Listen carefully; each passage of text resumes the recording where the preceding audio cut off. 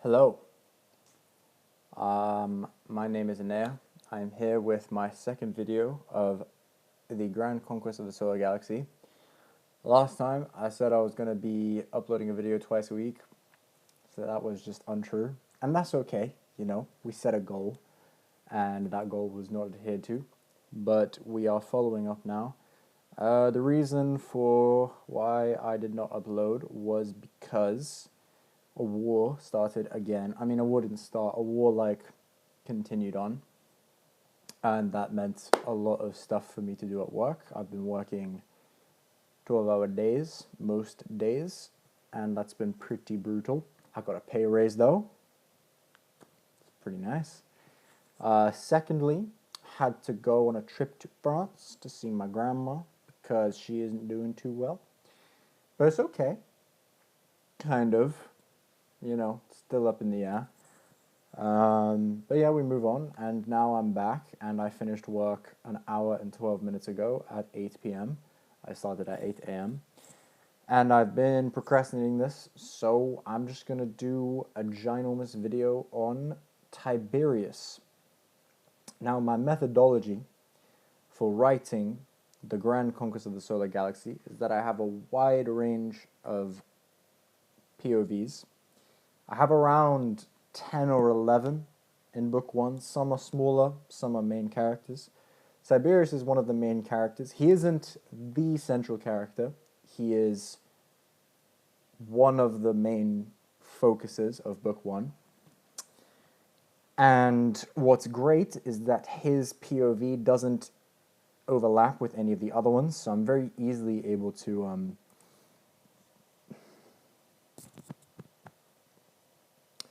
very easily able to just write his story without thinking about the broader implications of the verse. Kind of. There are some overlaps and some how do you say, allusions to other parts of the plot that are occurring, but for most of it he's pretty self-contained. And so this, okay, I was gonna say, I've printed out some pictures because I feel like visual imagery helps with understanding of things. Now, okay, I'm gonna show this, right? So this is my boy Tiberius. He's got white hair. He's got blue eyes. He's got nimble. I don't know how you would, frail fingers. Well, he's a frail person. You could blow him over with a gust of wind. And I was just going to say, these images, if you are not able to tell, are AI generated. And to anyone who says that that is some BS, I would please tell you to go fuck yourself, because I am not an artist, and unfortunately, if I try and draw something, it looks like a spider has been dipped in ink and dyed and flopped all over canvas. So that is why I use AI-generated imagery. I don't think these are fantastic, but I think they get the job done in terms of just showing what the character is supposed to kind of look like. I ain't gonna lie. This guy kind of looks like a vampire, just a little bit. But that's okay, because you get the idea. So let's talk about my boy Tiberius. Tiberius, in my story, is a character who has no powers. And in my verse, you have two sets of powers. You have presence. Presence is the ability to augment your physical and mental abilities on a base level. So like punching hard, presence. Being able to withstand a big and hard punch, presence.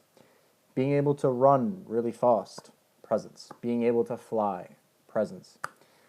Also, mental abilities. So you being able to overwhelm your opponent through intimidation, being able to inspire devotion in your troops, that is presence as well. There is a ginormous document that I have written on presence and all of its applications, but it is something that is omnipresent in my galaxy. Actually, that's not true. It is not omnipresent because there are certain individuals in my world who I call blighted, or who are called blighted, and they are unable to manifest presence. And Tiberius is one of these individuals. He is an individual who, just because of the way that he was born, it's a disability, he cannot manifest any presence. And he has no physical agency in this world. Like, most people, on an average basis, I think it's 80% of the galaxy, can use presence. So, when he's, or like, are accomplished bruisers, like they use it on their regular basis to do things, like walk faster and carry more groceries home, etc. And like 99.999, etc., percent of the population could use presence if they were trained to do so.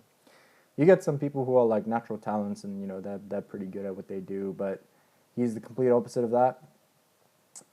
So why is he in my story? A story that focuses around powers and fantastical elements and great heroes? Well, my boy Tiberius is a naval commander.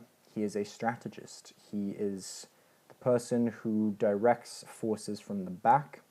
And my galaxy has a lot of naval combat. So he is, well, he wants to be someone who commands these forces and who is respected. And, got a bit of a chip of, he has a bit of a chip on his shoulder. Everyone around him is always just physically better than him. He feels like his mind and his intellect are ways that he can kind of make up for that, and also in a bit of a twisted way, like show his superiority over others. And he had just like his pride and his ego have been so damaged over the years by abuse, but not horrible abuse. He hasn't been significantly bullied, and to be honest, he is asking for it in a lot of cases. So that's just a brief rundown of Tiberius. I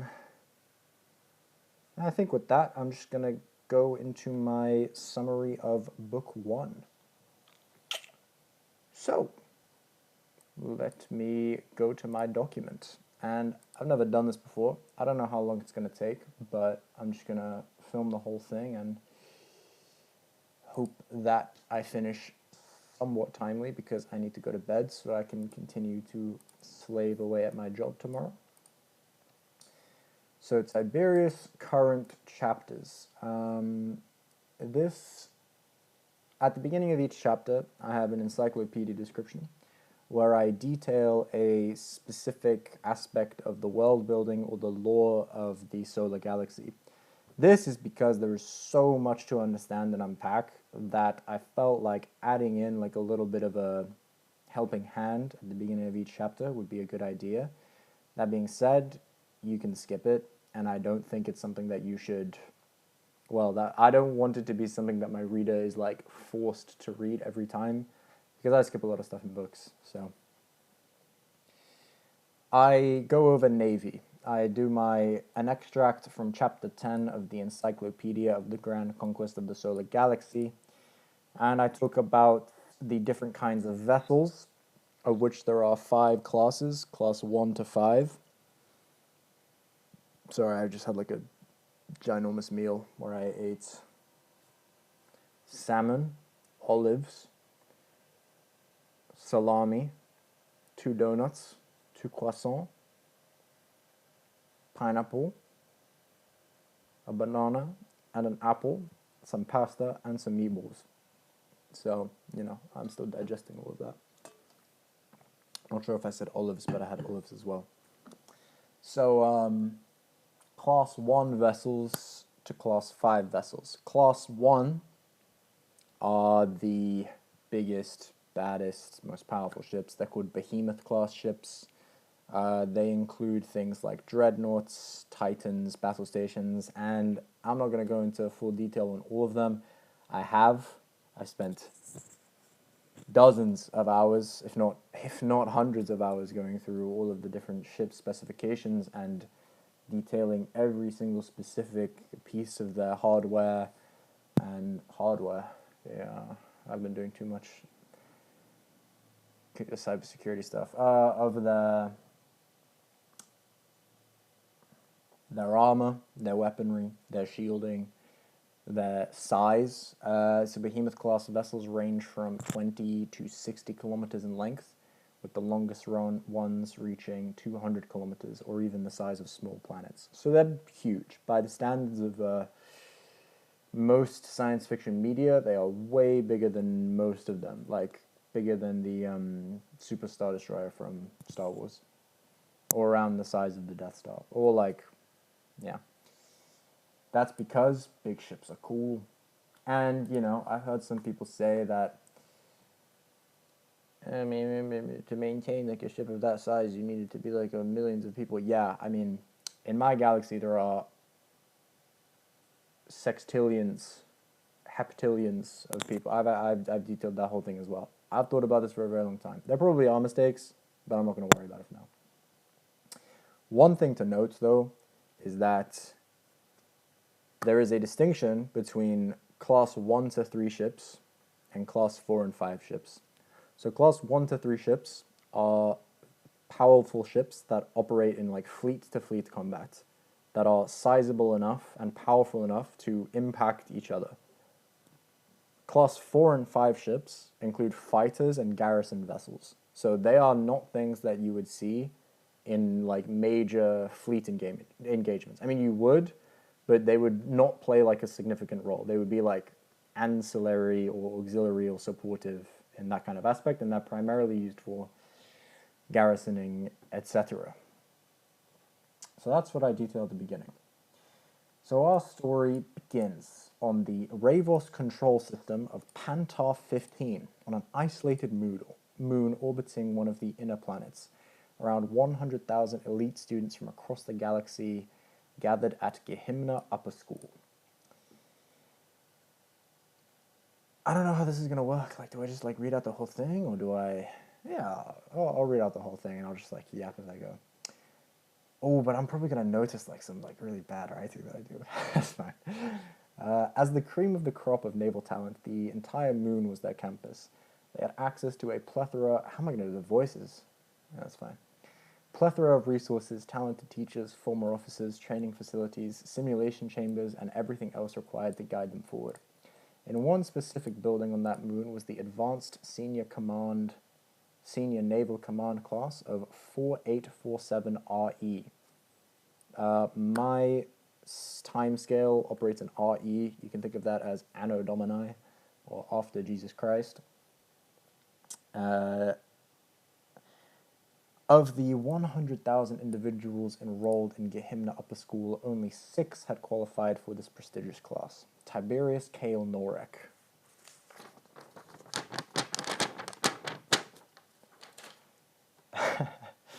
Sat with his feet up on the desk, his book open, his pen abandoned beside it.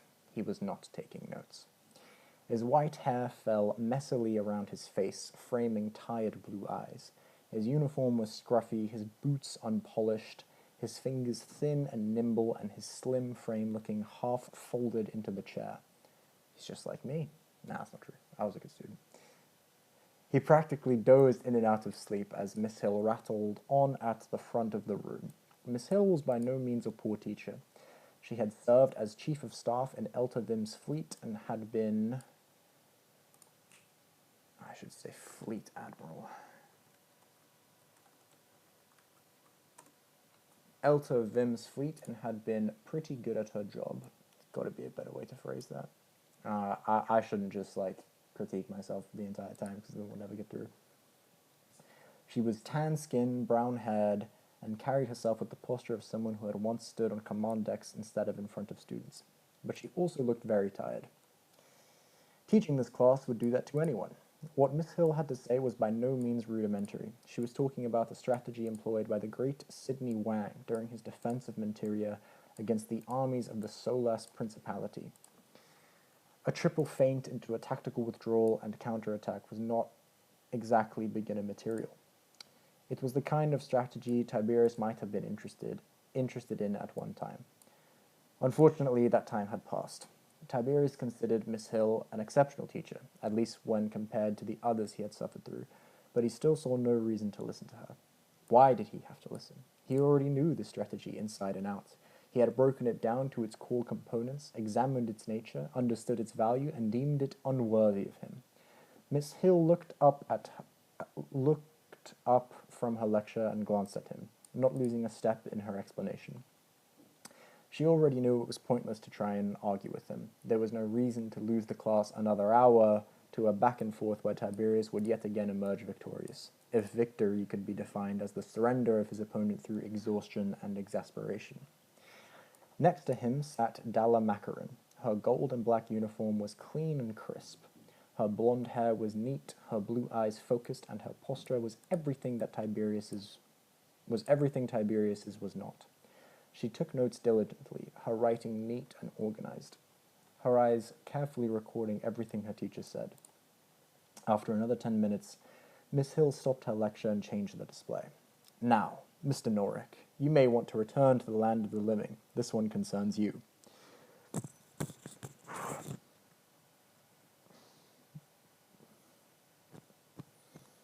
Those meeples.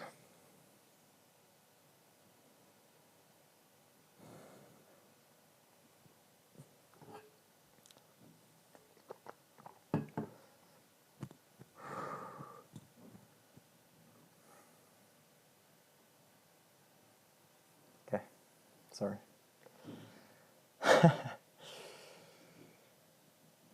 You may want to return to the land of the living. This one concerns you. Tiberius made a show of yawning and stretching before leaning forward in his chair. He gave her a half-hearted salute. Miss Hill sighed. As you all know, your final exams begin today. She looked over the 6 of them individually. I'd offer you good luck, but I'm quite confident none of you will need it. You've each surpassed the metric to graduate long ago. Tiberius smirked to himself and looked at Dalla. She smiled back at him. The exams will follow as such. Maya and Dalla, you will participate as chiefs of staff for the final exam for those who make it through to the final round. Maya, as you have the higher scores overall, you will choose who you work with. Miss Hill directed her words towards Maya Danbar, a girl Tiberius' age with dark hair and cold green eyes. Maya nodded. Yes, Miss Hill. Tiberius chuckled a little. It did not matter who chose first. Maya would never pick Tiberius over Valor. The Amani student sat at the front of the class, back straight, polished uniform, immaculate, red-skinned neck visible above his collar. Valor was everything that Tiberius was not. Oh, the second time I repeated that. Let me get rid of that. Nephew of High Counselor Shunlaw, calm, controlled, and a charismatic commander, annoyingly charismatic, to the point even Tiberius could not bring himself to dislike him. As for the 4 of you, Miss Hill said, gesturing towards Tiberius, Boren Jensu, Jessica Bennell, and Vei Law, you will each face off in a bracket. Vei Law, as the highest-ranked student in the entire school, you will have first choice of 3rd or 4th seed. I'm sure you will have prepared your decision. Yes, Miss Hill. I choose Jessica Bennell. Ha! Tiberius said. Everyone in the class looked at him. Miss Hill did not even bother to interact. She only shook her head in silence and carried on. All eyes moved back to her, save for Boren Jensu's. All eyes moved back to her, save for Boren Jensu's, which lingered on Tiberius. That is correct, I think. Tiberius stared back at his future opponent. He had hoped it would turn out like this, though it did not matter too much. He would have thrashed either one of them. Boren finally turned forward again. The exams will commence in 4 hours, give or take, Miss Hill said. Don't be late. And remember, various important individuals from high command and public staffing have come to watch. They will be the ones to assign you to command units or recommend you to their friends. She paused. I also hear this is a time I also hear this time there is a very high-ranking Prusa among the Watchers. Prusa is presence user. That has been previously defined in other chapters. All 6 of them sat up in their seats. "Who is it?" asked Tiberius. "That is a matter of national security, Mr. Norek." Miss Hill grinned as she said it, practically telling him the answer. "Damn," Tiberius said. "So a colonel, or maybe even a marshal." Whoever it was, Tiberius would give them a good show. Miss Hill began packing up her things and closing down her displays. "Whoever it is, make sure to show your best." She gave Tiberius one final concerned look over her glasses. "And remember that winning isn't everything in these exams." As she walked out, Tiberius turned to Boron. "Looks like we're finally going against each other, Boron." Boron Gensu sighed as he began packing up his things as well. He was tall, broad, and built like someone who had never once needed to fear another person in his life.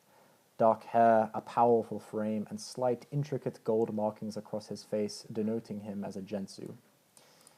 As a member of the Gensu family. Even in a naval command class where strength was secondary to intellect, Boron looked like he belonged on the battlefield. "Yup," Boron said. Tiberius walked over to him and continued. "You remember the last time we went head-to-head? Didn't go very well for you." "No, it didn't." Boron put another book in his bag, "but I'm still going to do my best against you this time." "Yeah, I mean, it's not like it's really going to make a difference, though." Boron slammed his bag on the desk and began towering over Tiberius. "Is there something wrong with my fucking face? Is there a reason you continue to piss me off for no fucking reason?" Tiberius stood his ground, but his heart rate spiked as the accomplished Prusa loomed over him. "Yeah," Tiberius said. "Yeah, there is, and I want to prove it to you. I want to show you I'm better, that even though you were born with a golden spoon in your mouth, you don't have shit on me." Boron raised a hand, not aggressively, but almost out of confusion. "Dude, I never said I did. You're just—" He stopped himself. "Whatever, man." Boron put his bag over his shoulder and pushed past the desks in his way. But for Tiberius, this was not good enough. As he watched Boron go, he felt something was missing. He could not just berate Boron and have him be the bigger man. He could not let him leave looking like some kind of messiah.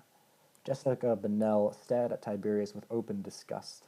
Maya Danbar watched with cold, silent judgment. Vei Law looked more exhausted than surprised. Dalla's eyes had narrowed, not at Boron, but at him. No, that would not do at all. Tiberius needed an enemy. He needed a mountain to climb, and this Gensu brat was exactly that. Who the fuck did he think he was, walking away like that? "Gensu pig," Tiberius said as Boron left. In one instant, Boron dropped his bag and crossed the distance between them. He grabbed Tiberius by the throat and lifted him into the sky. "The fuck did you say?" Boron snarled. "Huh? How does that feel? You weakling little shit. I'll snuff you out of existence. Keep talking like that." Everyone else rose from their seats. "Boron!" Valor snapped. Maya did not move. Jessica laid a hand on Boron's wide bicep, trying to calm him down. Dalla walked over as well. Tiberius coughed as he gripped at Boron's wrist with both hands, struggling to get the words out. "What's the matter, Boron?" Tiberius choked. "Why so worked up? It's just a weakling little shit talking back to you." "You don't think I will, do you?" Boron said. His eyes began to burn. Although Tiberius could not see it clearly, Boron must have been leaking out his presence to enhance himself, because Tiberius noticed the familiar drop in his stomach. "Boron," Dalla said calmly, "using presence against a blighted individual is a criminal offense. I don't think you have the public credibility to get away with that with 5 other witnesses." Boron stopped, breathing heavily as Tiberius struggled against him. "Besides," Dalla said, assuming her own fighting stance, letting her presence leak out just a little, "you're hurting my commander." Boron held Tiberius for a few moments, then powered down and dropped him to the ground. Not exactly safely, but not with enough force to do damage. Tiberius clutched at his throat and coughed profusely on the floor. Boron looked back at Dalla before leaving. "Dalla, I swear I don't get why you're friends with this arsehole. He's just holding you back." "That's for me to decide, Boron." Boron shook his head in disbelief, then left in a huff. Vei Law, who had watched the whole incident with exasperation, left as well. Maya and Jessica followed behind him. Tiberius remained on the ground, one hand at his throat, still coughing. Dalla stood over him. For a moment, neither of them spoke. You're a piece of work, Commander, Della said, offering him her hand. Tiberius swatted it away aside and got up himself, a little groggily. I had that, Della. Della laughed out loud in his face. Yeah, you had getting your ass beat. Tiberius brushed past her and began picking up his things. Hey! Della grabbed him by the arm, her expression more stern. I don't mind your antics, but I expect a thank you after bailing you out. Tiberius let his nerves calm a little, then spoke softly. Yeah, you're right. Sorry, Dalla, and thank you for bailing me out again. Dalla let go of his arm and smiled. That's better. The pair gathered their things and walked out of the classroom together. Why do you even do that? Della asked, rolling a piece of candy in her mouth. Tiberius looked ahead intently. I mean, how can I get worked up if I don't give myself a reason to fight, you know? I can't just win. I need to destroy him. Make sure he understands that I'm better.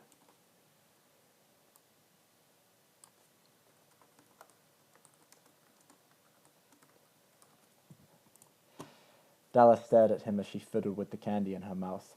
Uh-huh, for sure, Chief. Whatever you say. I mean, I don't know. It just pisses me off. All these entitled pricks. They're born with everything. It's easy for them to just coast through life. This guy Boren, this guy Vaylor, they just don't give a shit. And they don't have to. They're perfectly capable of just trying hard enough, not putting it all on the line, and everything will turn out just fine. It's like this is just a game to them. Tiberius and Dalla turned a corner toward the building for their quarters. Outside on the left, they could see the terraformed surface of the moon, long grass rolling beneath an artificial miniature sun that hovered a few dozen miles away. Well, you certainly do care a lot, Dalla said. Tiberius looked at her intently. Don't you care? I mean, why even be in this class if you don't care? Dalla finished her candy and put another in her mouth. Brother, I just want to get paid. As Miss Hill said, I'm graduating with a 385 SOFAC rating. I'm set for life with a cushy job on big administrating troop deployments. Tiberius's face sank, though this time it was more of a joke. Dalla, come on, don't do me like that, man. Who else is going to tolerate my bullshit and translate my verbal diarrhea? Dalla smirked as well. 3 years of this shitty-ass academy, I've studied every day, aced every exam, been nice to everyone, including your dumbass. Hell no, I'm not enlisting under your command. I'm enjoying a nice, pencil-pusher lifestyle as I have so well earned. Tiberius and Dalla laughed as they entered their dorm building.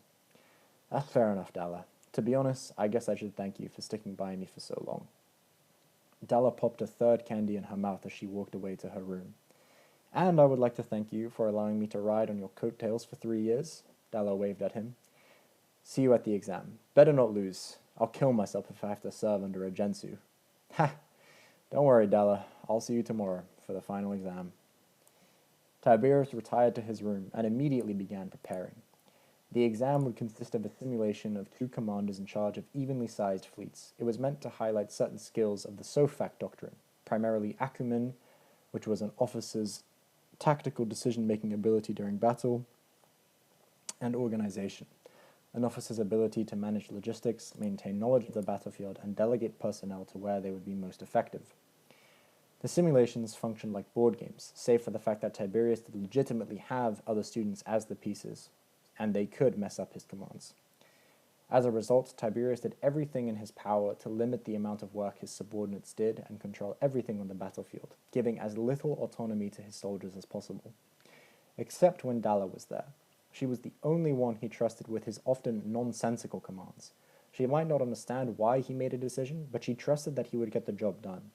More importantly, she could make sense of the commands he gave, which often came across as criticism, insults, or something equally unhelpful. Tiberius began reviewing Boren's previous simulation results, ingesting and compiling his tendencies, his strategic weaknesses, his dependencies. Boren relied heavily on his command, on his ability to inspire his troops into battle and have them perform at higher levels than they were normally capable of. Even Tiberius had to admit Boren was exceptional at that. With Tiberius, it was often the opposite effect. His own soldiers became confused, hesitant, or sometimes even refused his orders entirely. But today that wouldn't matter. He would do everything himself. After 3 hours of studying and preparation, Tiberius left his room, put on his command uniform, and made his way toward the exam hall on the other side of the moon. He entered a transport ship and emerged 30 minutes later, waiting in the hall. As he waited, a dozen or so other students appeared. Tiberius did not recognize any of them, but they were likely his teammates or subordinates. For them, this was also their final exam, but one look at them and Tiberius rolled his eyes. He walked over to the group as one of them started talking. Sir, Commander Norek, shut up. I don't want to hear it. Here's the deal. You do as you're told, and hopefully I won't rely on any of you for anything. The lead student's eyes sank. He had clearly heard the rumors about Tiberius and was dismayed to discover their accuracy. I'll make sure you all pass the exam, so don't worry about it. Yes, sir, the lead student said, his voice laced with ice. Tiberius nodded and led them to the exam room. As he entered, he caught a glimpse of Boran, who had just stared straight ahead without looking at Tiberius. The exam room modeled the inside of a ship. For this exam, it had been configured into the bridge of a dreadnought. Tiberius sat down in the admiral's chair, feeling that familiar rush of adrenaline course through him. Around him, the display lit up in a hexagonal pattern, revealing a system Tiberius had studied very well. Zogen 30, a control system of Ravos. His fleet comprised of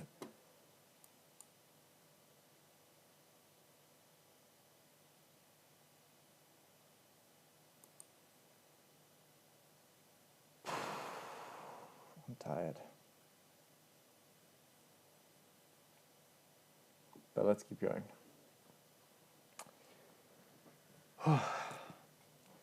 His fleet comprised of 1 dreadnought, 10 battleships, 5 supercarriers, a few dozen other capital ships, 200,000 standard ships, and 40,000 support ships, all of them class 1 to 3 vessels, as well as hundreds of thousands to millions of class 4 and 5 vessels. He had 1 master of war, a striker, 5 first-grade Anankari of mixed talents, and 50 other Anankari. Then came the 100,000 cruisers of Shari level and below. Okay. It's a lot of exposition that just happened, so I'm going to break down some of it. Basically, I've modeled my system so that class 1 to 3 ships are of numbers that are like understandable enough. So they're very powerful, but they're not so numerous. So 1 dreadnought, 10 battleships, 5 supercarriers, numbers that you can keep track of. And when one of them goes down, you can say, okay, they've lost a significant asset. Class 4 and 5 ships, I more put them in as like a world-building necessity. So there are 180 billion systems in my galaxy, which is nuts. I think there's actually more than 200 billion now. And each one of those systems contains billions upon billions of people. And so they're obviously going to need at least a dozen ships to, police the system, military ships. So class 4 and 5 ships basically exist to fill that world-building role. Then, he had 1 Master of War. A Master of War is the most powerful being in a nation's military. So they stand at the... Okay. A Master of War is a very powerful fighter. They represent the military might pinnacle of a nation, usually. And losing one is devastating for a nation. It would be like if during... Actually, there's a lot of history references here, but I need to think of one that's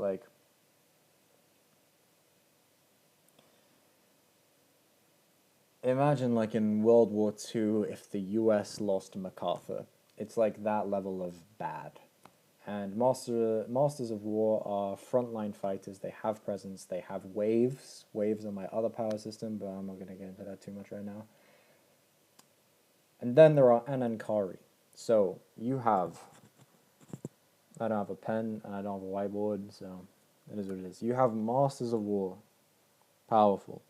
Below them, you have 3 ranks of presence users. You have Anankari, Shari, and Lana. Most people are Lana, grade 5. Very bad. Well, not bad, but you can walk slightly faster and you can protect yourself from mental manipulation a little bit. Anankari are dedicated fighters. So their power level is around one of them could easily conquer Earth in 2 seconds. If they swung their sword, they would like rip apart all of Europe in like one strike. So they're very powerful, but they're not of the Master of War caliber, but they're still powerful military assets. And all of these, Anankari, Shari, and Lanar are graded 1 to 5. So technically on paper, a Master of War is a first grade Anankari. Even though a Master of War is a separate political military classification rather than a classification within the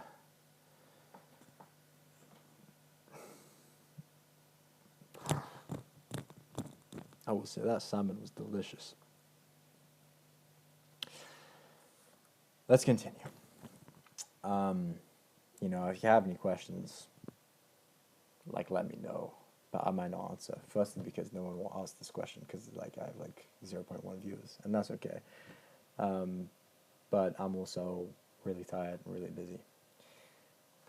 Power through. I don't think I'm making it through my entire thing. For the sake of ease, the Prusas under his command were based on real people, with accurate modeling of their abilities that simulated the statistical likelihood of them winning certain engagements. It was far from perfect, but it did a decent job of simulating real combat. Boron's forces were identical. When Tiberius had finished moving his battle groups into position, the exam started. Tiberius directed his troops to form small, isolated battle groups and spread out. He said nothing as he moved his forces to different corners of the system, keeping all of their trajectories, orientations, and locations relative to the enemy in his head. Boron, perhaps still pissed off at Tiberius for his antics, surged forward, desperate to find a decisive encounter. Tiberius denied him that. He split off his forces and kept just out of Boron's range, taking various rearguard actions so that Boron could just taste what he wanted. Tiberius's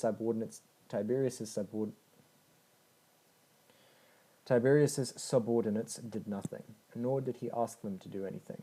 They all just sat back as his hands flew over the dashboard, directing his forces as he saw fit. He had split his army into 20 smaller groups, and was expertly managing all of them. Then began his strategy. Boron's fleet had been slowly enveloped on all sides in his attempt to force a decisive battle. Tiberius sent 6 of his battle groups in at once from different directions, then backed them out. They did just enough damage, then quickly retreated. As they did, Boron's forces were dragged apart, trying to fight an enemy on multiple fronts. So, this is supposed to be a TV show. What I'm describing here is that my bro Tiberius, he's spread out all of his forces across the system, which is like very difficult to keep track of. But the point that I want to show here is that he's very, very military, strategically, tactically capable. So he split them all around. Boron is walking around with a death stack, if you've ever played EU4. It's like a ginormous clump of soldiers. He's basically saying, if we ever fight this guy in a fair 1v1, we will destroy him. Let's not, fuck it up. We respect the fact that he's a great commander, so let's just, bide our time and try and catch him out here. And Tiberius is like slowly sending forces from different angles, like prodding him. And Boron isn't giving him that. Boron is like fighting him a little bit on each side, but every time he does so, he's losing like soldiers. So because Tiberius is coming at all these different angles, Boron's focus is like he's unable to like deal with all of them at once, and Tiberius is able to use this strategy to slowly whittle down his forces on all sides. Then, as the first battle groups retreated, Tiberius sent the other half in from different directions, keeping their range and chipping away at Boron's forces. Soon Boron's force had been reduced to 30% of its original size. One of Tiberius' subordinates spoke up. "Sir, should we engage? The enemy is weak." Tiberius raised a hand in annoyance. "Just shut up, okay? Let me work." It was a logical assumption. Since they were graded on time until victory, Tiberius did have an incentive to finish the battle quickly. However, Boron was not as weak as he let on. That Gensu oaf was doing his best to appear weak right now, by cycling his damaged ships to the front line and feigning sluggish movements. If Tiberius engaged with his whole force right now, he could still lose. Boron's leadership and determination meant that in a pitched battle he had the undeniable advantage. Tiberius smirked to himself. Clever little nepotistic brat. He continued to slowly chip away at Boron. At this rate, his victory was almost assured. At 50% losses, Tiberius had only lost barely 5% of his force. Victory was close. "Man, fuck this. I'm going in," said one of the students in the room. "No, stop! What are you doing?" A battle group of Tiberius's forces began surging forward, straight towards a weak point in Boron's line. Tiberius tried to direct his soldiers to turn back, but they ignored his orders, prioritizing the commands of the student directly controlling them. As if he had been waiting for exactly this, Boron's army immediately straightened into formation and raced towards the enemy. They could finally fight in a straightforward engagement. Outnumbered and outclassed, Tiberius's battle group was annihilated, losing almost 8% of his force in less than a minute. "Oh shit," the student said. "Get out!" shouted Tiberius. The student left in a hurry. Tiberius immediately set about trying to regain control of his army, but Boron had already engaged another battle group and was ripping it to pieces. "Nobody touch anything! Is it so hard to just do nothing?" Tiberius shook his head and salvaged what he could of his remaining battle group. In the confusion, Boron had left behind some stragglers who could not keep up with his assaults, and Tiberius mopped them up. Still, in that last engagement, Tiberius had lost 11% of his army, bringing him to around 75%. Tiberius had lost 11% of his army, bringing him to around 75% of his total force. Doesn't make any sense. Tiberius had lost 11% of his army.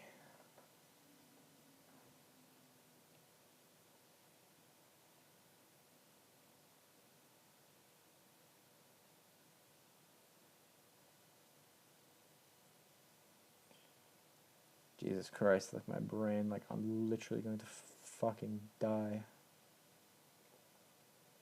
Alright, so he loses 8%, then he loses 11%, unless I'm fucking delusional, and then, which means he's around 70, couldn't keep everything, around 80%, let's say. 80% of his original force. Boron, meanwhile, was at around 45%. Tiberius estimated that he needed at least a 2-to-1 advantage to win decisively. For the remainder of the exam, Tiberius methodically cut Boron to shreds, refusing straightforward engagements and only moving in decisively when he outnumbered Boron 3-to-1. It took 3 hours to finish the exam, likely an hour more than he would have needed without that incident. Before the victory screen could even display, Tiberius left the room and stepped into the hall to see a few hundred people watching. Despite his victory, there was no applause from the audience. He walked through the crowd and went back to his room in a hurry. He could not believe it had been that close. His total victory had been lost because of some idiot. Boron had gotten the better of him, albeit briefly. That was unacceptable. Tiberius cleaned himself up and got into bed, though he stayed up for many hours, thinking about how the battle could have gone better. Right. That's chapter 1 of Tiberius. It's been 43 minutes. It's good enough. I'm not finishing this today. But I'm really happy that I did this. So, my initial thoughts. Yeah, obviously, there's some things to clean up. But there are always going to be things to clean up. I think, let me just, note this down.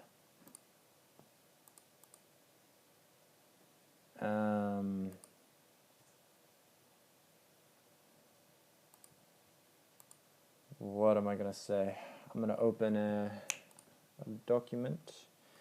I'm going to call it writing. So what I noticed is that I say laced with ice too much. So I'm going to go back and change that real quickly. Because laced with ice, I like that phrase, but I don't need to use it on some random ass fucking leadership student who's just Shensu pig. Now you guys actually can't see anything that I'm doing, so maybe in the future I'll have the screen on display as well. To be honest, video kind of stuff isn't really my forte.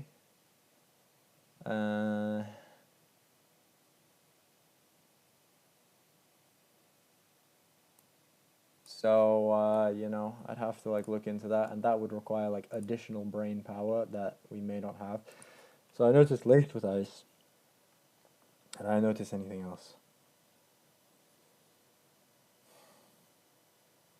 Yeah, there were like some, like I noticed when I was like reading it out, but in real time I like made it sound nicer. But I can't remember all of them because it's 10 p.m. and I've worked for 14 hours straight. So I think I'm just gonna leave it there. Okay, aside from that, like my thoughts on the chapter. I think the chapter is fine. I don't think it's the best thing ever. I think the Gensu pig is okay if it's like delivered well enough.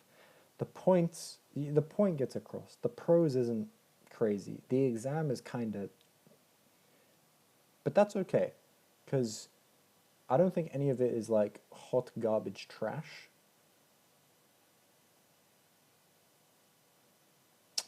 What I will note is that maybe I want maybe more exposition on the other 5 students, because I actually did a lot of, you know, thinking on them, but reading it back, not much of that gets across. So I might, but like, I don't know, like, does the reader like want to listen to like yappage of like significant, like a paragraph on each one of them? I don't know. I don't know. But I think that's more like stylistic. And then I think the exam is fine and good because it shows Tiberius is great tactically, but he is abrasive and an asshole and has really bad command. Maybe I show more of that. Like the student just like suddenly like, you know, out of nowhere just like disagreeing or like ignoring his orders is, it's not like unimaginable, but maybe I could, you know, do a little victory was okay at 50% losses. Tiberius had only 50% casualties, I should say, because I say losses 2 seconds later. 50% casualties. Tiberius had only lost 5% of his force. Victory was close. If he'd been paying attention, Tiberius would have noticed his subordinates had grown increasingly impetuous. I got that from Total War. Increasingly impetuous. They had watched for how long? 30 minutes? 30 minutes as Tiberius dismantled his enemy, and they sat there and did nothing. All of them knew they were being graded on this exam. And yet, so far, they had nothing to show for it.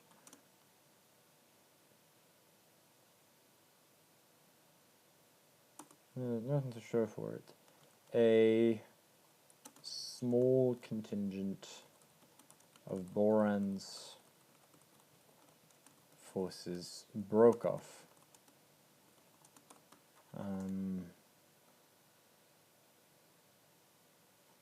Looking confused and ripe, and looking confused and vulnerable.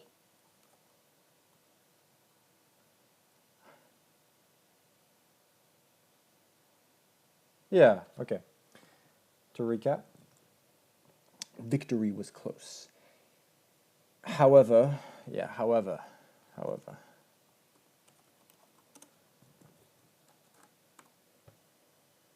he continued to slowly chip away at Boron. At this rate, his victory was almost assured. I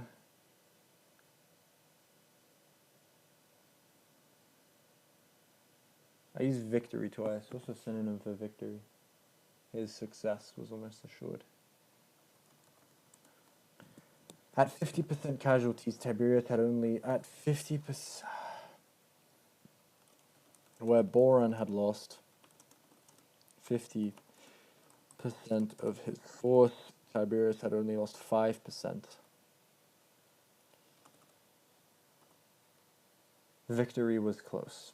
However, if he'd been paying attention, Tiberius would have noticed his subordinates had grown increasingly impetuous. They had watched for 30 minutes as Tiberius dismantled his enemy, and they sat there and did nothing. All of them knew they were being graded on this exam, and yet so far they had nothing to show for it. A small contingent of Boron's forces broke off, looking confused and vulnerable. "Man, fuck this. I'm going in," said one of the students in the room, etc., etc., etc. It's good enough for now. Right, I'm going to leave it there because I'm tired. But yeah, so I can't remember other thoughts, but if there are other thoughts and other people have like things to say, please let me know. This is like my own file that I have. I don't think I'm going to share it publicly because I don't want like a billion people writing on it, even though there aren't going to be a billion people writing on it. But I have like a publicly available version that I've released on a couple websites, but it isn't like the one that's most recently updated, and updating it is just so annoying. So I'll release it on Substack right now.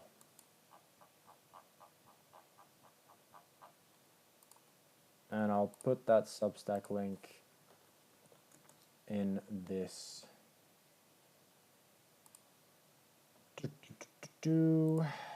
God, let me just say, Substack is the worst motherfucking application I have ever seen in my entire life. Every time I go on fucking Substack, I genuinely have to. Tiberius Chapter 1 revised. Please give me feedback. I'll put my goat, the AI generated picture that I had, once again. You know, I care about feedback, but if you give me feedback on that fucking bullshit, it's like, malheur de mer. Blah blah.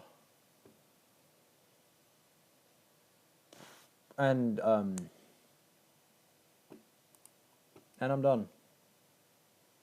If you stayed this long, I am astonished. But I will catch you all. I'm not gonna. Okay. I will catch you all.